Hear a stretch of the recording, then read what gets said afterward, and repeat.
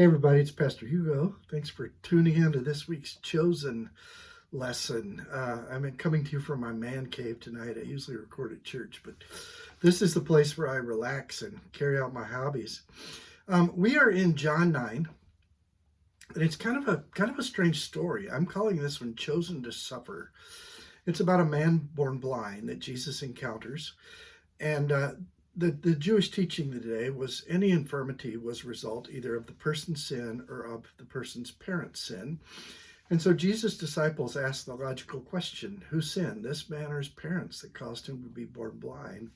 And Jesus said, oh, neither one. This was done so that God could do his work in this person. Now let that one sink in for a minute. This guy was chosen to be blind for a large part of his life and deal with that burden, that infirmity for a long time so that God could do his work in him. Now, we're going to have to chew on that one when we get to Bible class on Sunday, but there's another part I want to look at for the purpose of this devotion. Jesus heals the guy. And the first encounter the man has is with his neighbors. Now, you'd think his neighbors, the people who knew him, would be rejoicing, but no, they want to know how it happened. They want to know who did it. See, Jesus has gotten a lot of notoriety, and the church, the synagogue, the leaders are saying, if you call Jesus the Messiah, you're going to get kicked out. And so the neighbors want to know who did this. And then we run into the church, the Pharisees. And the day that Jesus healed the guy was the Sabbath, and they're all upset about that, rather than rejoicing that one of their members who was blind can now see and has gotten this wonderful gift. They're now worried about whether or not Jesus did this on the Sabbath and whether or not he broke their Sabbath law.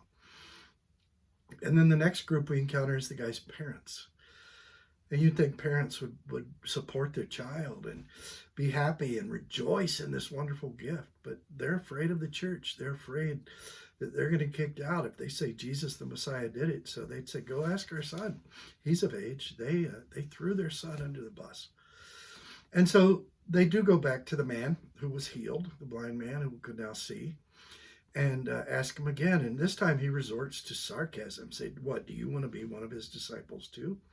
And they kick him out of the church. That's it. He's kicked out. No more synagogue, no more temple, no more forgiveness of sins for this guy. He's been kicked out. And this is where we run into what I think is the most important verse in the whole story. It's verse 35. Jesus heard that they had cast him out, and having found him, he said, do you believe? Having found him. John leaves something out there. For Jesus to find him, that meant Jesus had to go looking for him.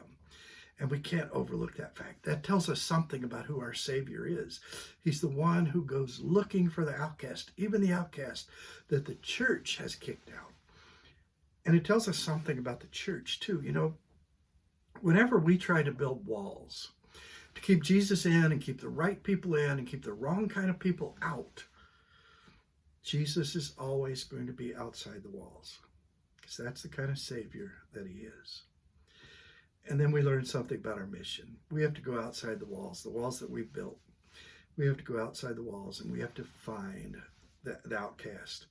And then we have to present them to a Jesus that they can believe in.